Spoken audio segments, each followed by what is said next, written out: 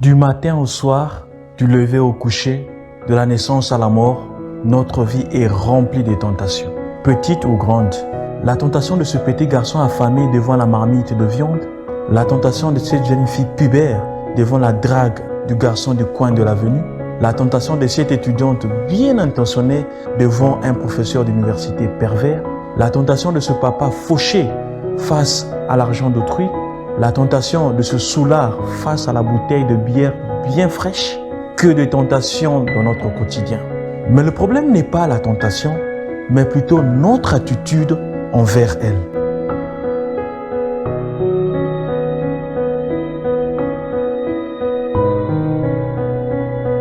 S'il y a une attitude que nous devons adopter face aux tentations, c'est bel et bien le discernement. Cette attitude ressort dans les lectures de ce premier dimanche de Carême, temps de combat spirituel. La première lecture qui nous parle de la tentation et la chute d'Adam et Ève dans le jardin d'Éden nous rappelle la condition humaine à la recherche du bonheur. Comme Adam et Ève, nous recherchons tous le bonheur, mais le comble, comme le dit saint Augustin, est que soit nous ne savons pas où il se trouve, soit nous ne le cherchons pas là où il se trouve, soit si nous découvrons là où il se trouve, notre volonté est assez faible pour l'atteindre. C'est dans cette condition humaine que surgissent les tentations. Et le diable ne tente pas n'importe comment.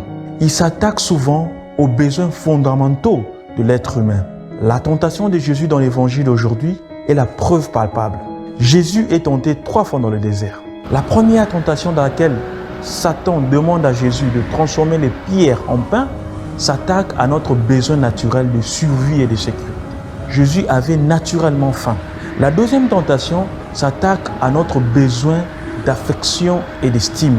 Le diable demande à Jésus de démontrer que Dieu l'aime et que les anges l'adorent en le poussant à se jeter du sommet du temple. Et la dernière s'attaque aux besoins naturels du pouvoir et du contrôle. L'ennemi promet à Jésus pouvoir et domination à condition qu'il se prosterne devant lui. Mais Jésus, guidé par l'Esprit Saint, a su discerner la ruse du diable et a pu contre-attaquer même quand le diable utilisait la parole de Dieu pour camoufler son intention. Cela prouve le rôle important du discernement quand on fait face aux tentations dans notre vie. Nous devons discerner ce qui est au fond de ce qui nous arrive.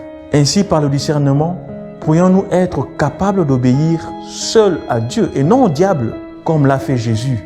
Et c'est par cette obéissance que le salut nous a été accordé, nous dit saint Paul dans la deuxième lecture.